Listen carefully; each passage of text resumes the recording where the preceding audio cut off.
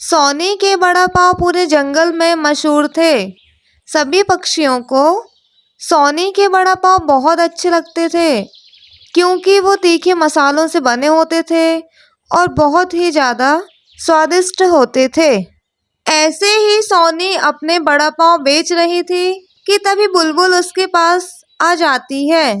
सोनी, मुझे 2 बड़ा पाव पैक करके दे दो, मेरी माँ जी आ रही हैं, मैं उन्हीं के लिए बड़ा पाव लेकर जा रही हूँ। ये लो बुलबुल बहन, तुम 1 बड़ा पाव के पैसे दे दो और 1 बड़ा पाव फ्री में ले जाओ, क्योंकि आपकी माँ जी मेरी भी तो माँ हुई ना। बुलबुल सोनी से बड़ा पाव लेकर चली जाती है कि तभी भोलू वहाँ पर आ जाता है। सोनी, मैंने कभी ऐसा बड़ा पाव नहीं खाया है। इस बड़ा पाव में मेरी खास रेसिपी है, जो मुझे मेरी माँ ने बताई है। मोना और चट्टू सोनी को देख देख कर जलते हैं और आपस में बात करते हैं।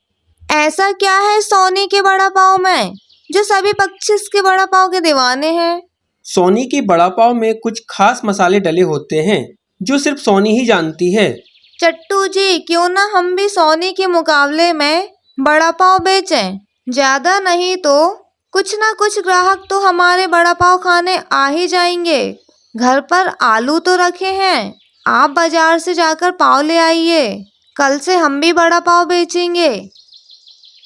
और अगले ही दिन से चट्टू और मोना बीच बाजार में बड़ा पाव बेचने लगते हैं कि तभी वहां से पिंकी मौसी निकलती है और सोचती है, सोनी के बड़ा पाव तो मैं रोज खाती हूँ, आज चट्टू के बड़ा पाव खाकर देखती हूँ। ऐसा सोचकर मौसी चट्टू के पास आ जाती है। अरे चट्टू, मुझे 1 बड़ा पाव देना, और हाँ, साथ में मुझे 1 हरी मिर्च भी देना, क्योंकि मैं सोनी के बड़ा पाव छोड़कर तुम्हारे बड़ा पाव खाने आई हूँ। हाँ हाँ मौसी, क्यों नहीं, हम आपको हरी मिर्च जरूर देंगे। छी, ये भी कोई बड़ा पाव है? इसमें तो कोई स्वाद ही नहीं है। मौसी चट्टू के बड़ा पाव को छोड़कर बिना खाए ही वहाँ से चली जाती है। बड़ी आई स्वाद बताने वाली, अब जाकर सबको बताएगी। मोना और चट्टू दोनों शाम तक ऐसे ही बैठे रहते हैं, पर उनके बड़ा पाव बिकते ही नहीं हैं। सोनी अपने सारे बड़ा पाव बेचकर जाते हुए मोना और चट्टू के पास आ जाती है। बड़ा पाव की जो रेसिपी मेरे पास है, वो किसी और के पास नहीं है। मेरा मुकाबला करना आसान नहीं है। सोनी, देख लेना, एक ना एक दिन तुम बैठकर मक्खियाँ मारोगी और हमारे बड़ा पाव ही पूरे जंगल के पक्षी खाएंगे। उसी रात को मोना और चट्टू आपस में बात कर रहे थे। चट्टू जी, ऐसे काम नहीं चलेगा, हमें कुछ भी करके उस सोनी के बड़ा पाव की रेसिपी चुरानी होगी। ये काम तो मेरा भाई श्यामू ही कर सकता है, मैं कल ही उसको बुलाता हूँ, देखना वो कोई ना कोई उपाय जरूर निकालेगा। दूसरे दिन ही चट्टू श्यामू को अपने घर बुला लेता है और उसे सारी बात बता देता है। अच्छा, तो सोनी की बड़ा पाव की रेसिपी चुराना है, तो इसके लिए मुझे उसकी बड़ा पाव खाने उसकी दुकान जाना होगा। फिर दूसरे दिन ही श्यामू सोनी की दुकान पर जाता है। सोनी, मुझे 1 बड़ा पाव देना। हाँ, अभी देती हूँ। सोनी, तुम्हारे बड़ा पाव तो पूरे जंगल में मशहूर हैं, तुम ऐसा क्या डालती हो इसमें? हाँ, मैं इसमें अपनी माँ की बताई हुई रेसिपी यूज करती हूँ। सोनी इतना बोलती है कि तभी वहाँ कालू आ जाता है और कालू को देखकर श्यामू वहाँ से चला जाता है। अरे सोनी, ये श्यामू यहाँ क्यों आया था? कालू भैया, वो तो बड़ा पाव खाने आया था। अरे सोनी, मैंने कल इसको मोना और चट्टू के पास देखा था, मुझे तो दाल में कुछ काला लग रहा है। क्या मोना और चट्टू के पास? अब तो मुझे भी शक होने लगा है। कालू भैया, आप एक बार मोना और चट्टू के घर जाकर तो देखो कि आखिरकार ये क्या खिचड़ी पका रहे हैं। हाँ सोनी, मैं पता लगा कर आता हूँ। कालू मोना और चट्टू के घर के पास आ जाता है। वहीं पेड़ के नीचे मोना और चट्टू आपस में बात कर रहे थे। चट्टू जी, आपका भाई अभी तक क्यों नहीं आया? मेरा भाई मुझसे भी बड़ा शैतान है, देखना वो जल्दी ही सोनी के बड़ा पाव की रेसिपी चुरा लेगा। कालू पेड़ के ऊपर बैठकर उन दोनों की बातें सुन लेता है। अच्छा, तो वो बड़ा पाव की रेसिपी चुराने आया है, मुझे अब जल्दी जाकर सोनी को बताना होगा। कालू जल्दी से सोनी के पास आ जाता है। मैंने खुद सुना है श्यामू तुम्हारे बड़ा पाव की रेसिपी चुराने आया था। अगर ये बात है तो मैं उन शैतानों को बहुत अच्छा सबक सिखाऊंगी। अगले दिन सोनी रोज की तरह बड़ा पाव बेच रही थी कि तभी फिर से श्यामू सोनी के पास बड़ा पाव खाने आ जाता है। सोनी मुझे एक बड़ा पाव देना। हाँ, अभी देती हूँ। सोनी तुम्हारे बड़ा पाव कितने स्वादिष्ट होते हैं, ऐसा क्या डालती हो इसमें? तुमने मुझे कल भी नहीं बताया। हाँ, अब तुमसे क्या छुपाना। मैं इसमें 1 किलो लाल मिर्च, 1 किलो हरी मिर्च और 2 किलो नमक डालती हूँ। बस इसके अलावा और क्या डालती हो? इन सबको मिलाने के बाद एक स्पेशल सीक्रेट है जो सिर्फ मेरे पास ही है। सोनी जल्दी बताओ वो क्या है? एक मुट्ठी भर बारीक कंकड़ डालने से बड़ा पाव का स्वाद और भी बढ़ जाता है। लेकिन मेरी ये रेसिपी किसी को बताना मत। नहीं नहीं सोनी, मुझे क्या जरूरत है किसी को बताने की। ठीक है सोनी, अब मैं चलता हूँ। श्यामू, मोना और चट्टू के पास आ जाता है। चट्टू भैया, मैंने सोनी के बड़ा पाव की रेसिपी पता कर ली है। मेरा होशियार भाई, अब जल्दी से बताओ क्या है रेसिपी। सबसे पहले आलू में 1 किलो लाल मिर्च, 1 किलो हरी मिर्च और 2 किलो नमक मिलाओ। हाँ हाँ, मैंने सब मिला दिया है। अब क्या करना है? अब जो करना है वही तो टॉप सीक्रेट है। इसमें मुट्ठी भर बारीक कंकड़ भी मिलाना है। चट्टू और मोना वो सब मिलाकर अपने बड़ा पाव बेचने फिर से बाजार में आ जाते हैं। कालू और सोनी बैठकर उन्हीं का इंतजार कर रहे थे। कालू भैया, वो देखिए, वे दोनों आ गए पक्षियों से पिटने के लिए कि तभी चील वहां आ जाता है। सोनी, मुझे 100 रुपए की बड़ा पाव दे दो। जी माफ कीजिए, पर मेरे सारे बड़ा पाव खत्म हो गए हैं।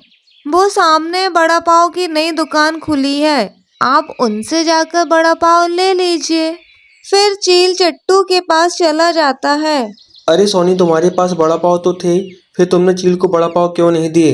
कालू भैया, अभी थोड़ी देर में आपको सब पता चल जाएगा। सुनो चट्टू, मुझे 100 रुपए की बड़ा पाव चाहिए हैं, जल्दी से उन्हें पैक करके दे दो। हमारे बड़ा पाव सोनी के बड़ा पाव से भी ज्यादा स्वादिष्ट हैं। लीजिए, एक फ्री में खाकर देखिए, बाकी 100 रुपए के बड़ा पाव हम पैक कर देते हैं। चील जैसे ही बड़ा पाव का एक टुकड़ा खाता है, उसमें ज्यादा मिर्च होने के कारण उसका मुंह जल जाता है और कंकड़ होने के कारण उसका मुंह छिल जाता है। अरे मर गया रे, ये कैसे बड़ा पाव है? इससे मेरा मुंह जल गया और छिल भी गया। चट्टू और श्यामू, मैं तुम लोगों को नहीं छोड़ूंगा। इसके बाद चील दोनों की जमकर पिटाई करता है, जिससे डरकर मोना, चट्टू और श्यामू वहां से भाग जाते हैं।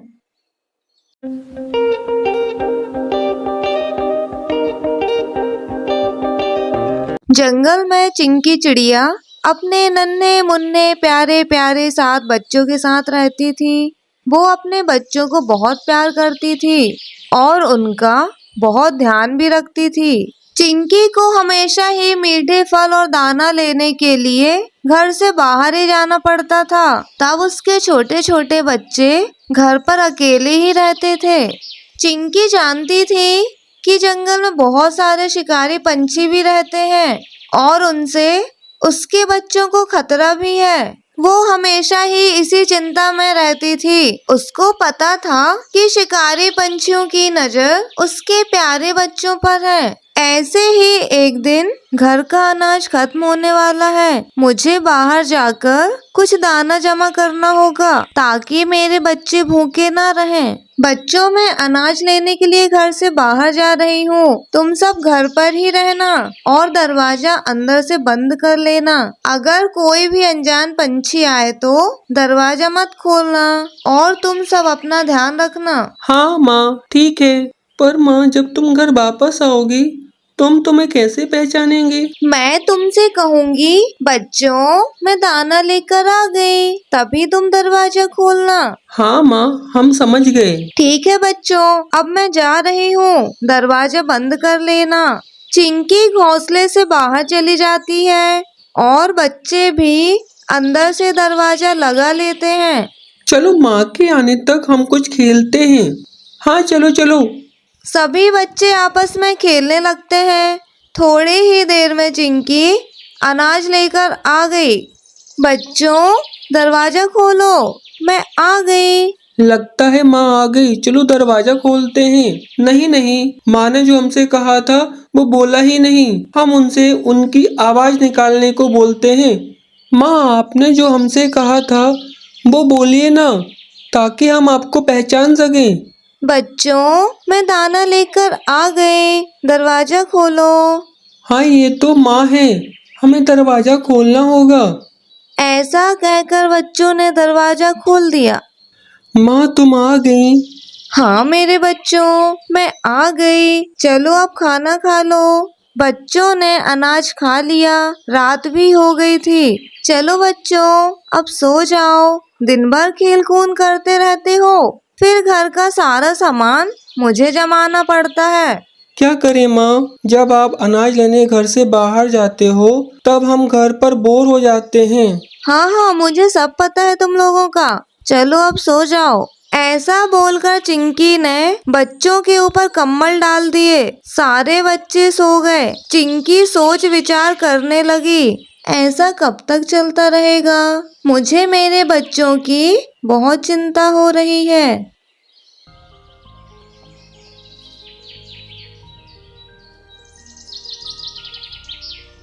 अगले दिन चिंकी फिर से अनाज लेने जाती है। चलो बच्चों, अब मैं बाहर जा रही हूँ। तुम्हें पता है ना क्या करना है? हाँ माँ, हमें पता है, तुम हमारी चिंता मत करो।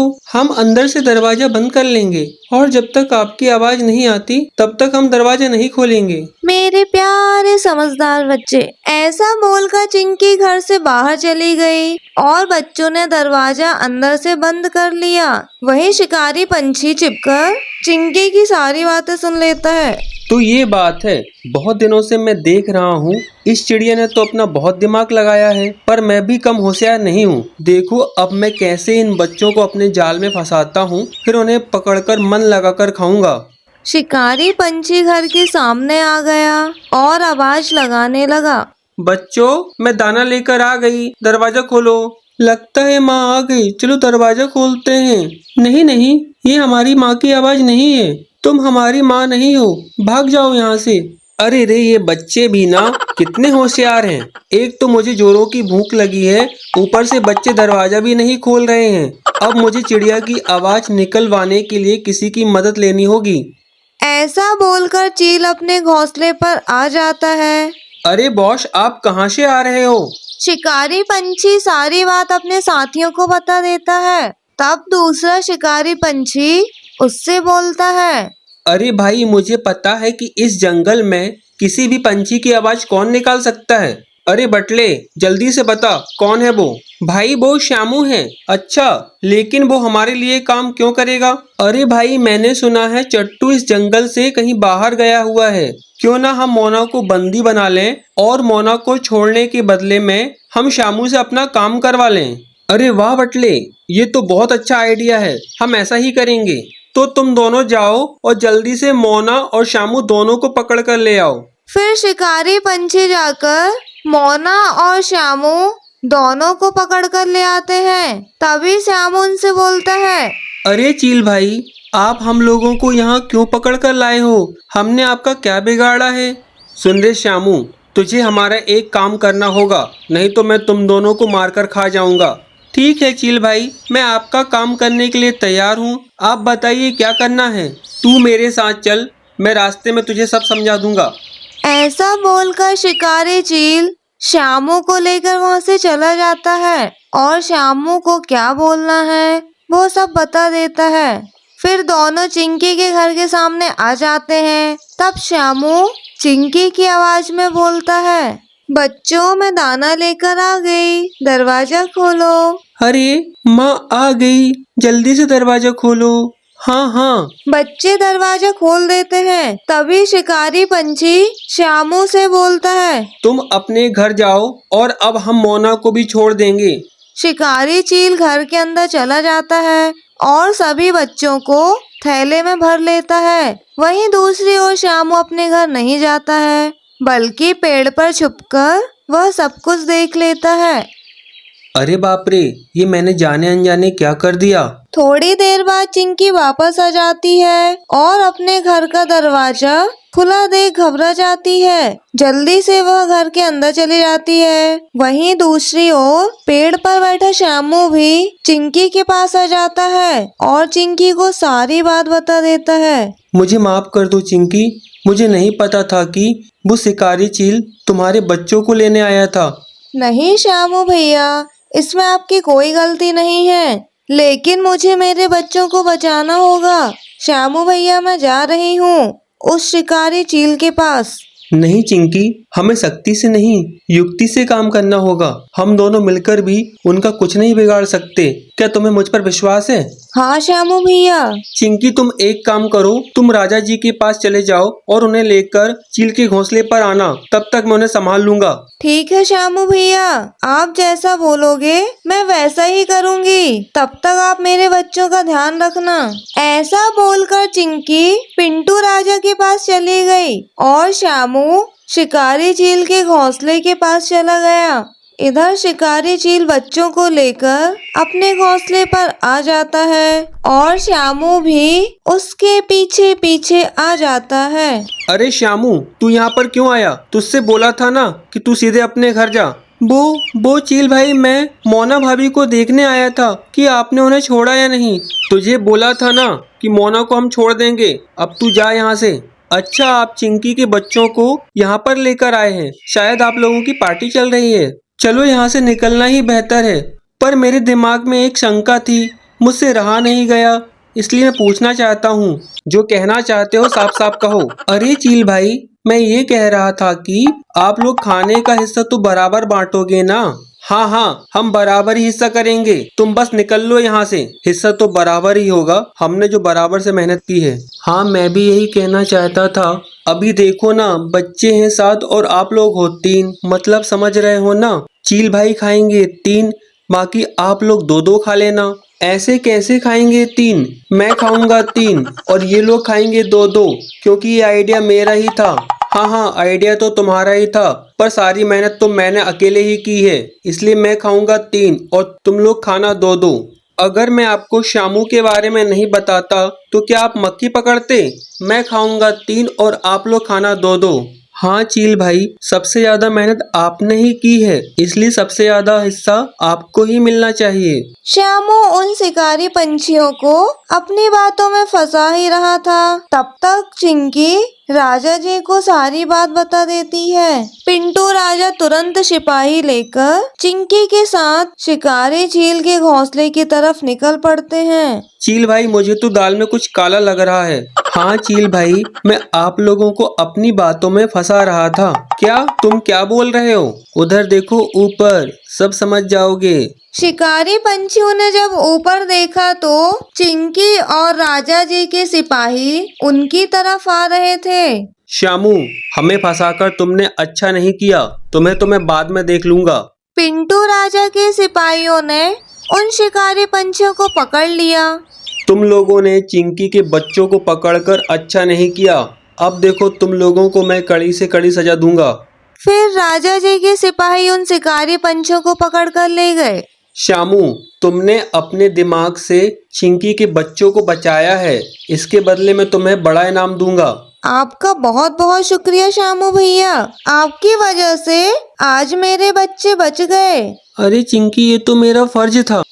अगर आपको ये स्टोरी पसंद आए तो please like, share and subscribe जरूर करें। Thank you.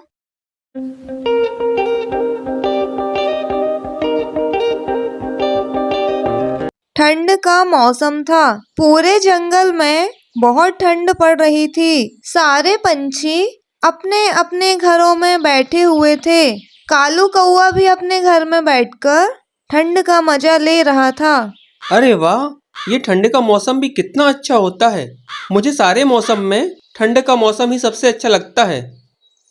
कालू ये सोच ही रहा था कि तभी उसे पिंकी मौसी हाथ में कुछ लाते हुए दिखाई दी। अरे ये पिंकी मौसी क्या ला रही है? चाय ले लो, चाय, गर्मा गर्म चाय, चाय ले लो। अरे वाह, ये तो बहुत अच्छा हुआ। चलो अब चाय भी पी लेते हैं। अरे ओ पिंकी मौसी, रुक जाइए। हाँ कालू, बोलो। मुझे एक चाय दे दो, वो भी गर्मा गर्म। हाँ हाँ, क्यों नहीं, मेरी चाय तो गर्मा गर्म ही रहती है। एक बार पियोगे तो बार बार पियोगे। ऐसा बोलकर पिंकी मौसी कालू को एक कप चाय दे देती हैं। ये लो, 10 रुपए हुए। अच्छा मौसी, ये लीजिए। पिंकी मौसी चाय देकर वहाँ से निकल जाती है और कालू चाय पीने लगता है। अरे ये क्या है? इस चाय से तो मेरे मुंह का पूरा स्वाद ही बदल गया। कितनी घटिया चाय बनाई है पिंकी मौसी ने। मेरे तो 10 रुपए फ्री में चले गए। सारा मूड खराब हो गया। ठंड बहुत थी। पिंकी मौसी उसी ठंड में पूरे जंगल में चाय लेकर घूमती रही और बहुत सारे पंछियों को अपनी चाय बेची। आज पिंकी मौसी को तो बहुत ज्यादा मुनाफा हो गया।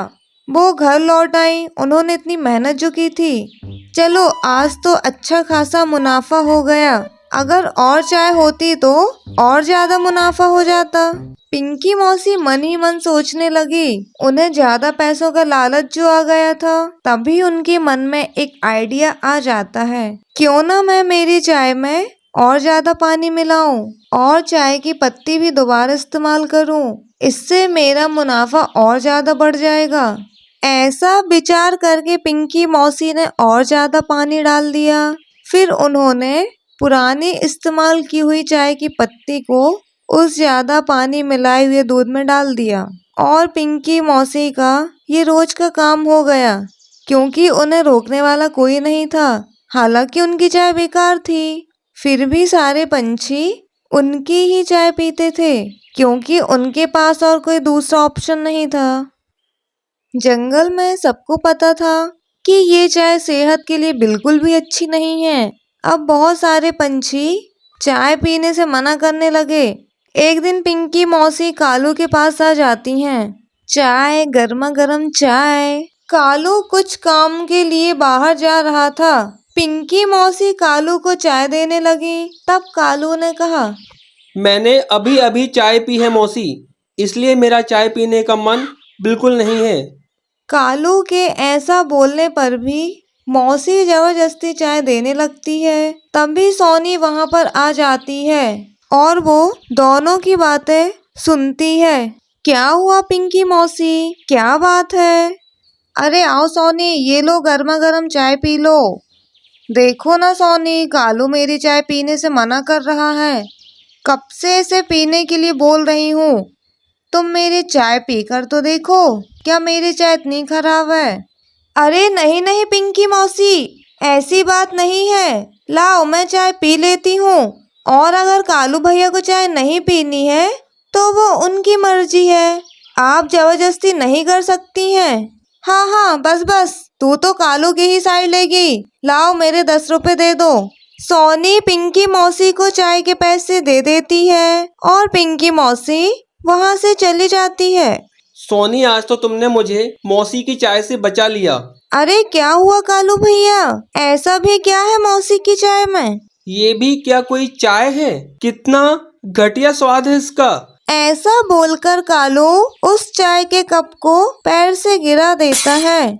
ऐसा नहीं करते कालू भैया, हमें खाने पीने की चीजों का अपमान नहीं करना चाहिए, ये गलत बात है। ऐसा कहकर सोनी अपने कप की चाय पी लेती है। जैसे ही सोनी चाय पीती है, उसे कालू की बातों पर विश्वास हो जाता है। अगले दिन कालू के दिमाग में एक आइडिया आता है और वो तुरंत सोनी के घर आ जाता है। अरे कालू भैया, क्या हुआ? आप इतनी जल्दी में क्यों आए हो? क्या बात है, बताइए। सोनी, मेरे दिमाग में एक आइडिया आया है। हाँ कालू भैया, जल्दी बताइए, क्या है? क्यों ना हम एक चाय का ठेला लगाएं और उसका नाम हम सोनी की चाय रखेंगे। जो पंछी पिंकी मौसी की चाय नहीं पीते हैं, वो हमारी चाय जरूर पियेंगे। वो सब तो ठीक है कालू भैया, लेकिन मेरे पास इतने सारे पैसे नहीं हैं। तुम पैसे की चिंता मत करो सोनी, मैं सब देख लूंगा। ठीक है। तो चलो मैं काम शुरू कर देता हूँ। अगले ही दिन कालू ने चाय बनाने का सारा सामान इकट्ठा कर लिया और चाय का ठेला भी ले लिया। फिर कालू और सोनी का चाय का ठेला भी शुरू हो गया। सोनी चाय बनाती थी और कालू उस चाय को पूरे जंगल में बेचने के लिए जाता था। उनके ठेले के पास ही पिंकी मौसी भी अपना चाय का ठेला लगाती थी। तभी मौसी के पास चट्टू चाय पीने आता है, लेकिन जैसे ही वो सोनी का ठेला देखता है तो वो उड़कर उसके ठेले के पास आ जाता है। अरे सोनी, तुमने ये ठेला कब शुरू किया? बस चट्टू भैया, आज सुबह से ही मैंने और कालू भैया ने मिलकर ये ठेला शुरू किया है। अच्छा सोनी, मुझे एक कप चाय दे दो। चट्टू चाय पीता है और सोनी से बोलता है, वाह क्या चाय है, बहुत दिनों के बाद ऐसी चाय पी है। अब से तो मैं तुम्हारी ही चाय पीऊंगा। ऐसे ही सारे पंछी सोनी की चाय की तारीफ करने लगे। पूरे जंगल में सोनी की चाय की चर्चा होने लगती है। दूर दूर से सारे पंछी सोनी की चाय पीने आने लगते हैं। पिंकी मौसी की चाय तो अब बिकती ही नहीं थी, क्योंकि सभी पंछी सोनी की चाय पीते थे। तभी मोना ने सोनी से कहा, अरे सोनी, तुम्हारा चाय का ठेला तो बहुत अच्छा चल रहा है, क्यों ना तुम चाय के साथ साथ पोहा भी बेचना शुरू कर दो। हाँ हाँ, सही कहा तुमने। हाँ मोना भाभी, क्या आप पोहा बनाने में मेरी मदद करोगी? कुछ दिन बाद सोनी चाय के साथ पोहा भी बेचने लगी। अब तो पिंकी मौसी के बचे हुए ग्राहक भी सोनी के पास जाने लगे। मौसी को अपनी गलती का एहसास हो गया। अब उन्हें पछतावा हो रहा था कि अगर वो दूध में ज्यादा पानी नहीं डालती तो ऐसे दिन नहीं आते। ये सोचकर मौसी सोनी के पास आ जाती है। सुनो जंगलवासियों, मुझे माफ कर दो, मैंने ज्यादा मुनाफे के लिए सिर्फ पानी से ही चाय बनाई। मुझसे बहुत बड़ी गलती हो गई। कोई बात नहीं मौसी, आपको आपकी गलती का एहसास हो गया, यही बहुत बड़ी बात है। लेकिन अब मैं क्या करूं सोनी, मेरे सारे ग्राहक तो तुम्हारे पास ही आ रहे हैं। मौसी, मैं कल से फलों का ठेला लगाने वाली हूँ, चाहे तो आप हमारे साथ काम कर सकती हो। हाँ ठीक है, मैं कल से तुम्हारे साथ ही काम करूँगी। अगले ही दिन से सब काम में लग जाते हैं। सोनी चाय का, मोना पोहे का और मौसी फलों का ठेला लगाने लगती है। अब वहाँ पर और भी ज्यादा ग्राहक आने लगते हैं।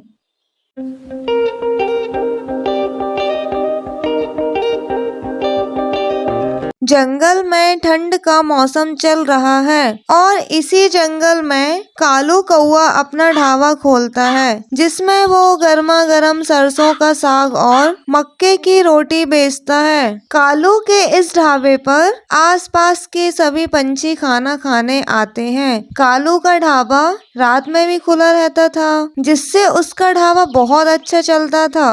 फिर एक दिन कालू अपना ढाबा बंद कर ही रहा था कि तभी वहाँ पर कुछ शिकारी पंछी आ जाते हैं और उसमें से एक शिकारी पंछी कालू से बोलता है, सुन रे कालू कौवे, हमें बहुत तेज भूख लगी है, जल्दी से अंदर जा और हमारे लिए चिकन बिरयानी बना कर ला।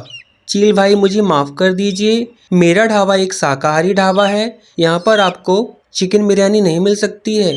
अरे बटले, मुझे बहुत तेज भूख लगी है, इसके पास जो कुछ भी है हम खा लेते हैं।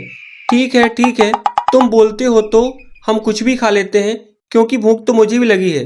सुन रहे कालू कौवे, अभी तेरे पास जो कुछ भी गर्मा गर्म है लेकर आ जा। हाँ चील भाई, मैं लाता हूँ। कालू अंदर जाता है और सभी के लिए सरसों का साग और मक्के की रोटी लेकर आता है और उन शिकारी पक्षियों को दे देता है। ये लो चील भाई। जब शिकारी पंछियों ने उन रोटी को खाना शुरू किया तो वो रोटी थोड़ी ठंडी हो चुकी थी, जिस वजह से शिकारी चील को गुस्सा आ जाता है और वो कालू को बुलाता है। अबे वो कालू के बच्चे, इतनी ठंड में तू हमें ठंडा खाना खिला रहा है? नहीं चील भाई, ये खाना मैंने अभी बनाया है, ज्यादा ठंड होने की वजह से खाना जल्दी ठंडा हो जाता है। अच्छा, तूने हमें बेवकूफ समझ के रखा है, ये खाना तूने पहले से ही बनाकर रखा होगा, इसलिए इतना ठंडा है। इतना कहकर चील ने खाने के प्लेट को फेंक दिया नहीं चील भाई, आप मांसाहारी हो ना, इसलिए आपको शाकाहारी खाना पसंद नहीं आ रहा है। अच्छा, अब तू हमसे जुबान लड़ाएगा। एक तो हमको ठंडा खाना खिलाता है और ऊपर से हमें सुना रहा है। और क्या कहा तूने? ठंड की वजह से खाना ठंडा हो गया है। अब तू देख हम क्या करते हैं तेरे साथ। अरे ओ भाई, अंदर जाओ और किचन से जलती हुई लकड़ी लेकर आ। पहले तो सभी ने मिलकर कालू को बहुत मारा और फिर लकड़ी के जलते हुए टुकड़े से उसका ढाबा जला दिया। उसमें से एक शिकारी पंछी कालू से बोलता है, हमने आग जला दी है, अब तू अपना खाना गर्म कर सकता है। शिकारी पंछी कालू को देखकर जोर जोर से हंसने लगते हैं और कालू अपने ढाबे को जलता देख रोने लगता है। ये आप लोगों ने क्या कर दिया? इस ढाबे के सहारे मैं अपना परिवार पालता था, अब मेरा क्या होगा? कालू का ढाबा धूं धूं करके जल रहा था। अब तेरा खाना गर्म हो गया होगा। ऐसा बोलकर शिकारी पंछी वहां से चले गए। बेचारा कालू अपने ढाबे को जलता हुआ देख रहा था। कुछ ही देर में कालू का ढाबा पूरी तरह से जल जाता है। कालू रोता हुआ अपने घर आ जाता है। कालू को रोता हुआ देखकर गोरी कालू से पूछती है, क्या हुआ कालू जी, आप रो क्यों रहे हैं और आज आप जल्दी क्यों आ गए? क्या आज ढाबे पर कोई पंछी नहीं आया?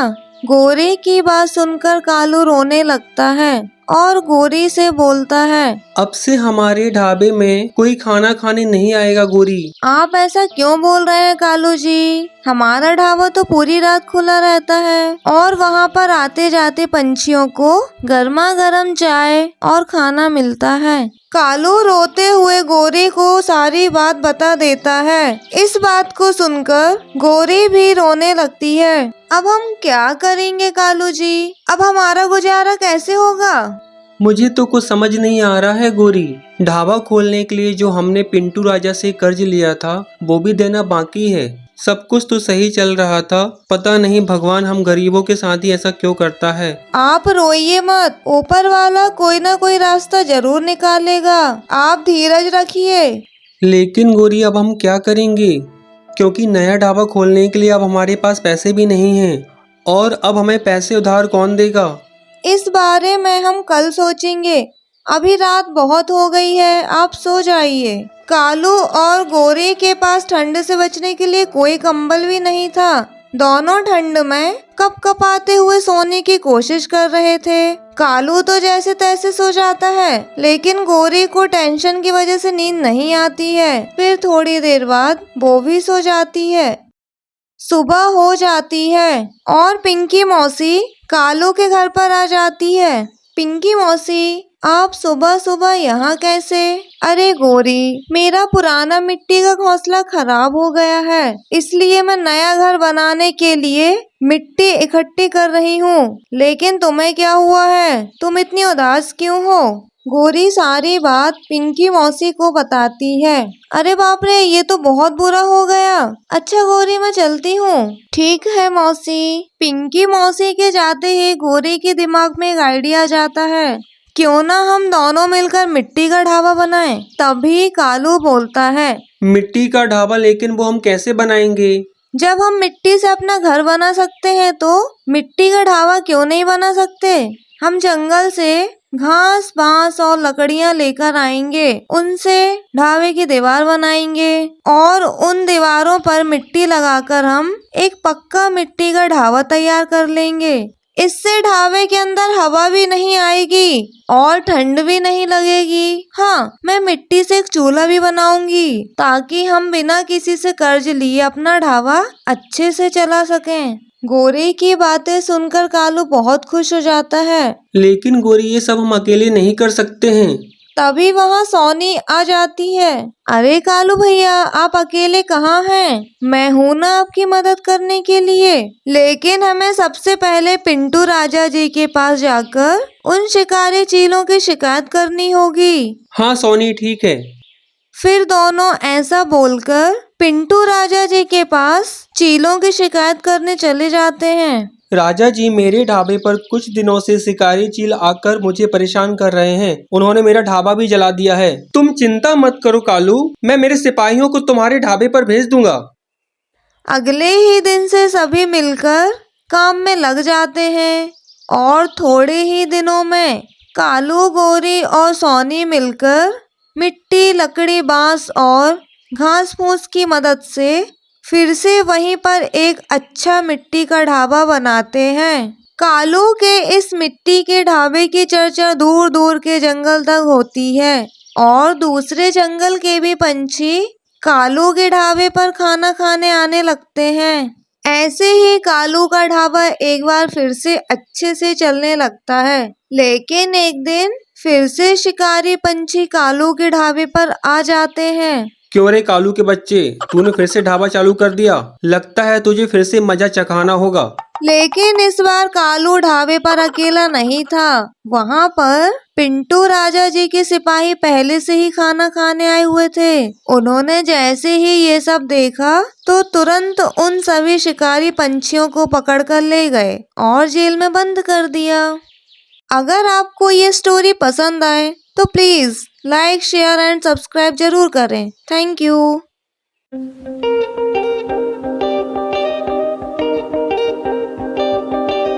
टूनी चिड़िया जंगल में नई नई रहने आई थी। उससे मिलने के लिए पिंकी मौसी, सोनी और कालू आए हुए थे। अरे ओ चिड़िया, कौन हो तुम और तुम कहाँ से आई हो? नाम क्या है तुम्हारा?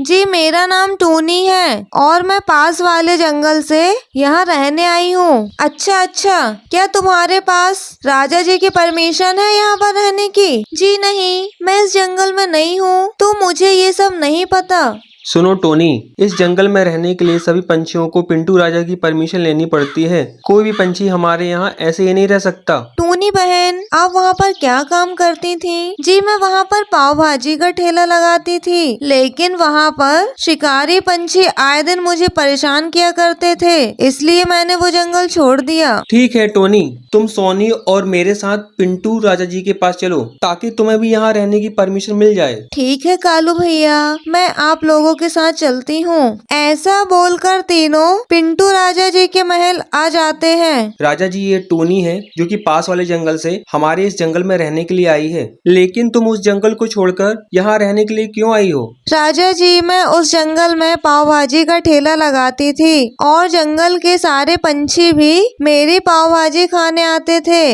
लेकिन कुछ दिनों से मुझे शिकारी पंछी परेशान करने आने लगे थे, इसलिए मैंने वो जंगल छोड़ दिया। ठीक है टोनी, तुम हमारे इस जंगल में रह सकती हो और अपनी पाव भाजी का ठेला भी लगा सकती हो। अगले ही दिन से कालू और सोनी टूनी की पाव भाजी का ठेला लगाने में मदद करते हैं। देखते ही देखते टूनी की पाव भाजी पूरे जंगल में मशहूर हो जाती है, क्योंकि वो भाजी में ताजी सब्जियों का इस्तेमाल करती थी और इसमें अच्छी क्वालिटी के मसालों का यूज करती थी और अपने पाव को बटर से सेकती थी। ऐसे ही टूनी अपने पाव भाजी बेच रही होती है कि तभी पिंकी मौसी उसके पास आ जाती है। अरे टूनी, मुझे एक प्लेट पाव भाजी तो देना। जी मौसी, अभी देती हूँ। वाह टूनी, तेरी पाव भाजी खाकर तो मजा ही आ जाता है। कितनी स्वादिष्ट पाव भाजी बनाती हो तुम। पिंकी मौसी पाव भाजी खाकर वहाँ से चली जाती है और कालू टूनी के पास आ जाता है। टोनी, मुझे 2 प्लेट पाव भाजी पैक करके दे दो, क्योंकि मुझे गौरी को तुम्हारी बनाई हुई पाव भाजी खिलाना है। ये लीजिए कालू भैया, और आप पाव भाजी के पैसे मत दीजिए, आपने मेरी इतनी मदद जो की है। नहीं नहीं टोनी, तुम्हारी मदद करना तो मेरा फर्ज था। ठीक है तो कालू भैया, फिर आप मुझे 1 प्लेट पाव भाजी के पैसे दे दो। कालू टूनी से पाव भाजी लेकर चला जाता है। वहीं दूसरी ओर मोना, चट्टू और श्यामू अपने घर में टूनी की पाव भाजी की बात करते हैं। अरे मोना, मैंने सुना है हमारे जंगल में टूनी नाम की चिड़िया रहने आई है और वो पाव भाजी का ठेला भी लगाती है। क्यों ना हम भी फ्री में पाव भाजी खाकर आएं? हाँ चट्टू जी, मैंने भी सुना है उसकी पाव भाजी के बारे में। हम आज ही जाकर पाव भाजी खाकर आते हैं। हाँ चट्टू भैया, सही कहा आपने, हम टोनी की पाव भाजी फ्री में खाकर आएंगे। ऐसा बोलकर तीनों टूनी के पास आ जाते हैं। टूनी, हमें 1-1 प्लेट पाव भाजी देना। जी अभी देती हूँ। क्या आप लोग भी इसी जंगल में रहते हैं? हाँ, मेरा नाम चट्टू है, ये मेरी पत्नी मोना और ये मेरा भाई श्यामू है। अच्छा चट्टू भैया। टोनी सभी को पाव भाजी दे देती है और वे तीनों भी पाव भाजी खाने लगते हैं। पाव भाजी खाकर चट्टू टोनी से बोलता है, टूनी तुम्हारी पाव भाजी तो बहुत टेस्टी है। अच्छा अब हम चलते हैं। हाँ लेकिन मेरे पैसे? मैं तुम्हें कल पैसे दूंगा पाव भाजी के। ठीक है चट्टू भैया। टोनी की पाव भाजी फ्री में खाकर तीनों वहाँ से चले जाते हैं कि तभी कालू टोनी के पास आता है। अरे टोनी, ये चट्टू लोग यहाँ क्यों आए थे? कालू भैया वो लोग तो पाव भाजी खाने आए थे। अच्छा, तो उन्होंने पाव भाजी के पैसे दिए या नहीं? नहीं दिए कालू भैया, वो बोल रहे थे कि पाव भाजी के पैसे कल देंगे। हाँ टूनी, लेकिन अब्बू तुम्हें कभी पैसे नहीं देंगे क्योंकि फ्री में खाने की उनकी आदत है। अगली बार से उनको पाव भाजी उधार मत देना। ठीक है कालू भैया। ऐसा बोलकर कालू वहाँ से चला जाता है। वहीं दूसरी ओर शिकारी चील आपस में बात कर रहे थे कि तभी उनके पास दूसरा शिकारी चील आता है और टूनी की पाव भाजी के बारे में उनको बताता है। अच्छा, तो फिर हम कल ही चलते हैं उस चिड़िया की पाव भाजी खाने। हाँ, हम सब कल पाव भाजी खाने चलेंगे। अगले ही दिन वे शिकारी पंछी टूनी के पास आ जाते हैं। अरे ओ चिड़िया, हमें पाव भाजी तो खिलाओ। सुना है तुम बहुत ही स्वादिष्ट पाव भाजी बनाती हो। जी चील भाई, अभी देती हूँ। टूनी सभी को पाव भाजी दे देती है और शिकारी पंछी पाव भाजी खाने लगते हैं। शिकारी पंछी पाव भाजी खाकर जाने लगे, तभी टूनी उनसे पाव भाजी के पैसे मांगने लगती है। शिकारी पंछी को टूनी के ऊपर गुस्सा आ जाता है और वो टूनी से बोलता है, अच्छा, तो अब तू हमसे पाव भाजी के पैसे मांगेगी? तेरी इतनी हिम्मत! तुझे इस जंगल में रहना है या नहीं? टूनी कुछ नहीं बोलती है क्योंकि वो उन पंछियों से डर जाती है। शिकारी पंछी भी उसे डराकर वहाँ से चले जाते हैं। अगले दिन टूनी अपनी दुकान में उदास बैठी रहती है कि तभी कालू उसके पास आता है। क्या हुआ टूनी, तुम उदास क्यों हो? कालू भैया, कल कुछ शिकारी पंछी मेरे पास पाव भाजी खाने आए थे और जब मैंने उनसे पाव भाजी के पैसे मांगे तो उन्होंने मुझे जंगल से बाहर निकालने की धमकी दी। तुम चिंता मत करो टूनी, हम उनसे बचने का कोई ना कोई रास्ता जरूर निकालेंगे। अच्छा, अब मैं चलता हूँ। कालू वहाँ से चला जाता है। वहीं दूसरी तरफ उन शिकारी पंछियों से मिलने के लिए दूसरे जंगल का चील आया हुआ था। अरे आओ आओ भाई, बहुत दिनों के बाद आए हो। हाँ भाई, सुन बटले, जल्दी जा, भाई के लिए कुछ अच्छा सा खाने के लिए लेकर आ। अरे भाई, क्यों ना इन्हें हम अपने जंगल की मशहूर पाव भाजी खिलाने ले चलें? क्या कहा तुमने, पाव भाजी? क्या तुम्हारे जंगल में भी कोई पाव भाजी बेचता है? हाँ भाई, एक टूनी नाम की चिड़िया दूसरे जंगल से यहाँ आई है और वही पाव भाजी बेचती है। टूनी नाम की चिड़िया? अरे भाई, ये तो मेरे जंगल की चिड़िया है जो वहाँ भी पाव भाजी ही बेचा करती थी और मैं रोज उसकी पाव भाजी फ्री में खाता था। अच्छा, तो चलो आज फिर से हम उसकी पाव भाजी खाने चलते हैं।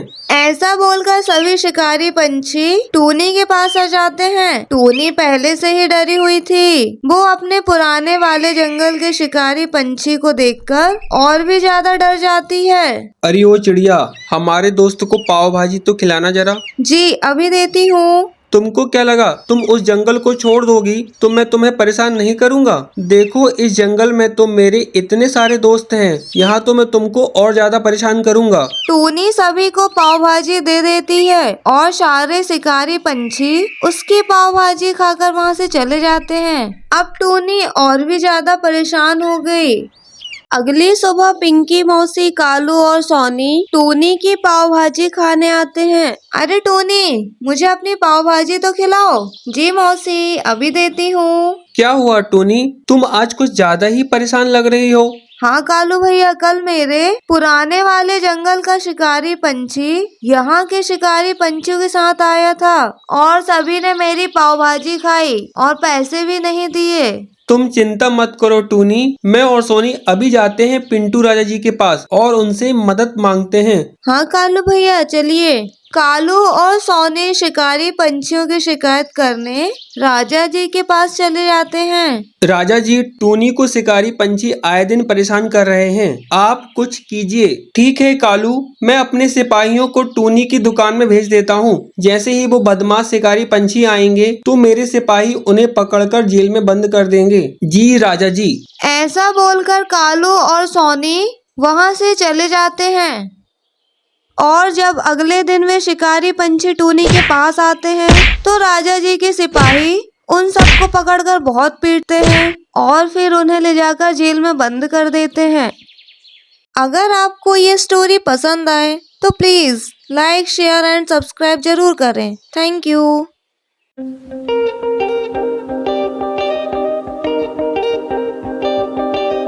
सोनी बहुत मेहनती थी। उसने जंगल में नया बिजनेस चालू किया था।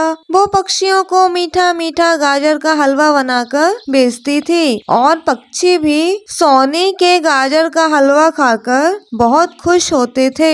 वाह सोनी, कितना मीठा और अच्छा गाजर का हलवा बनाती हो तुम। खाकर तो मजा ही आ गया। इस हलवे जैसा स्वाद तो और किसी चीज में है ही नहीं। हाँ कालू, तुम सही कह रहे हो। बहुत मजा आया ये हलवा खाकर। सोनी, तुम थोड़ा और हलवा मुझे पैक करके दे दो। मैं घर जाकर भी यही खाऊंगी। हाँ हाँ पिंकी मौसी, मैं अभी हलवा पैक करके आपको देती हूँ। सोनी का गाजर का हलवा इतना अच्छा था कि पक्षी दिन में कई बार हलवा खाने सोनी के पास आते थे, जिससे सोनी के दिन भर में अच्छी खासी कमाई हो जाती थी। ऐसे ही एक दिन मोना और चट्टू सोनी के पास हलवा खाने आते हैं। सोनी, हमें भी गाजर का हलवा दे दो, लेकिन पैसे हम कल देंगे। कल? नहीं चट्टू भैया, मैं किसी को भी गाजर का हलवा उधार नहीं देती हूँ, क्योंकि आप इसके पहले भी मुझसे उधार गाजर का हलवा ले जा चुके हो। क्यों रे चट्टू, बातें तो इतनी बड़ी बड़ी करता है और गाजर का हलवा उधार खाने के लिए आता है। मौसी, आप ऐसा मत बोलिए, मेरा मजाक मत उड़ाइए। सोनी, तुम्हें तो मैं देख लूंगा। आज तुम्हारा जो ये काम चल रहा है ना, देखो इसको मैं कैसे बंद करवाता हूँ अब। हाँ हाँ, मैं भी देखती हूँ कि आप क्या कर सकते हो। ऐसा बोलकर चट्टू और मोना वहाँ से चले जाते हैं। वैसे सोनी, इन लोगों से दूर रहना, क्योंकि ये लोग बहुत चालाक हैं। हाँ कालू भैया, मैं सब जानती हूँ, लेकिन मैं इन लोगों से डरती नहीं हूँ। मोना और चट्टू अपने घर आ जाते हैं। मुझे तो बहुत गुस्सा आ रहा है सोनी के ऊपर। मेरा कितना मन था आज गाजर का हलवा खाने का, और तो और उस पिंकी मौसी ने भी आपको कितना सुना दिया। हाँ मोना, बस अब तुम देखती जाओ कैसे मैं उस सोनी का काम बंद करवाता हूँ। अब कल से हम भी सोनी के ठेले के बिल्कुल सामने ही अपने गाजर के हलवे का ठेला लगाएंगे। मोना, तुम कहती हो ना कि तुम अच्छा गाजर का हलवा बना लेती हो, तो बस कल से तुम भी गाजर का हलवा बनाना, उसे हम सभी पक्षियों को बेचेंगे। हाँ हाँ, मैं बिल्कुल बना दूंगी गाजर का हलवा। और आप देखना चट्टू जी, मैं इतना स्वादिष्ट हलवा बनाऊंगी कि सारे पक्षी सिर्फ हमारी दुकान का ही हलवा बार बार खाएंगे। अगले ही दिन मोना और चट्टू अपने गाजर के हलवे का ठेला सोनी के ठेले के ठीक सामने ही लगा लेते हैं। तभी भोलू चट्टू के पास आता है। अरे चट्टू, तुमने सोनी के ठेले के सामने ही गाजर के हलवे की दुकान खोल ली। अच्छा, तुम मुझे एक प्लेट गाजर का हलवा तो टेस्ट कराओ। चट्टू भोलू को एक प्लेट गाजर का हलवा दे देता है। भोलू जैसे ही उस हलवे को खाता है तो चट्टू से बोलता है, अरे रे, ये मुझे क्या खिला दिया चट्टू तुमने। कितना बेकार स्वाद है इसका। और हाँ चट्टू, मैं तुम्हें इस बेस्वाद हलवे के 1 रुपए भी नहीं दूंगा। अरे रुको भोलू, मेरे गाजर के हलवे के पैसे तो दे जाओ। चट्टू जी, आप थोड़ा सा गाजर का हलवा खाकर तो देखिए और मुझे बताइए कि क्या कमी है इसमें। फिर चट्टू वो हलवा खाने लगता है। छी छी, भोलू ठीक ही कह रहा था कि कितना बेकार हलवा है। तुम तो कहती थी कि तुमसे गाजर का हलवा बनता है, फिर भी इतना बेस्वाद हलवा क्यों बनाया है तुमने। अरे मुझे माफ कर दीजिए चट्टू जी, पता नहीं ये हलवा इतना बेकार कैसे बन गया। तुम्हें पता है कि तुमने कितना बकवास हलवा बनाया है। अब देखना, वो भोलू जाकर सभी पंछियों को बता देगा और फिर कोई भी पंछी हमारा हलवा खाने नहीं आएगा। सोनी ये सब देखकर मन ही मन बहुत खुश हो रही थी। अगले दिन पिंटू राजा जी का सिपाही सोनी के पास आता है। सोनी, कल पिंटू राजा जी ने गाजर का हलवा मंगाया है, इसलिए मैं गाजर के हलवे का ऑर्डर देने आया हूँ। तुम कल हलवा तैयार करके रखना और हो सके तो तुम वो हलवा लेकर महल आ जाना। हाँ सिपाही जी, आप चिंता मत कीजिए, मैं कल हलवा लेकर महल आ जाऊंगी। वहीं दूसरी ओर मोना और चट्टू भी ये सब सुन लेते हैं। देखो देखो सोनी को कितना बड़ा ऑर्डर मिल गया और यहाँ हम मक्खियाँ मार रहे हैं। काश कि हमें भी कोई इतना बड़ा ऑर्डर देकर जाता। चट्टू जी, मेरे पास एक आइडिया है जिससे सोनी के हलवे का बिजनेस बंद हो जाएगा।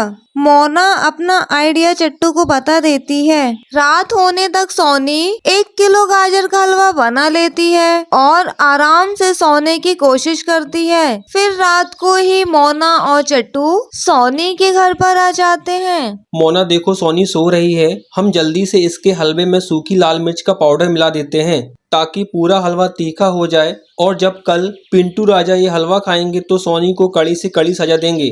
हाँ चट्टू जी, बिल्कुल ऐसा ही होगा, लेकिन पहले ये मिर्च का पाउडर तो हलवे में मिला दीजिए।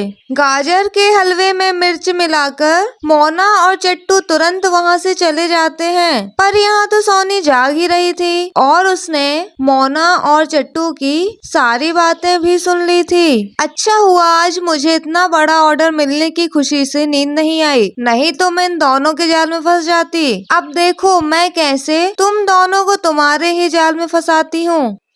अगले दिन सोनी अपना ठेला नहीं खोलती है और 1 किलो रखे गाजर के हलवे को लेकर महल चली जाती है और उल्लू सिपाही से बोलती है, सिपाही जी, कल रात से मेरी तबीयत ठीक नहीं थी, इसलिए मैं गाजर का हलवा नहीं बना सकी। और हाँ, आप इस गाजर के हलवे के पैसे चट्टू भैया को देना, क्योंकि ये मोना और चट्टू दोनों ने मिलकर बनाया है और उन्होंने ही हलवा भेजा है। ठीक है सोनी, मैं चट्टू को जाकर गाजर के हलवे के पैसे दे दूंगा। सोनी ऐसा बोलकर वहाँ से चली जाती है और बाद में पिंटू राजा जी को हलवा दिया जाता है। जैसे ही राजा जी हलवा खाते हैं, हलवे में मिर्च होने के कारण उनका मुंह जल जाता है और वो अपने सिपाही से बोलते हैं, अरे मर गया रे, मेरा मुंह जल गया, पानी लाओ कोई पानी। पानी पीकर पिंटू राजा जी को अच्छा लगता है और वे बोलते हैं, कितनी मिर्च है इस हलवे में, भला हलवे में मिर्च कौन डालता है, किसने बनाया है हलवा? सिपाही जाओ, हलवा जिसने भी बनाया है उसे मेरे पास लेकर आओ, उसको तो मैं छोड़ूंगा नहीं। फिर सिपाही जाकर चट्टू और मोना दोनों को पकड़कर ले आते हैं। चट्टू, तुमने इतना बेकार हलवा क्यों बनाया? इससे मेरा मुंह जल गया। तुम लोगों को तो मैं कड़ी से कड़ी सजा दूंगा। ऐसा बोलकर पिंटू राजा दोनों को पिंजरे में बंद करवा देते हैं और इस तरह मोना और चट्टू को उनकी गलती की सजा मिल जाती है। अगर आपको ये स्टोरी पसंद आए तो please like, share and subscribe जरूर करें। Thank you.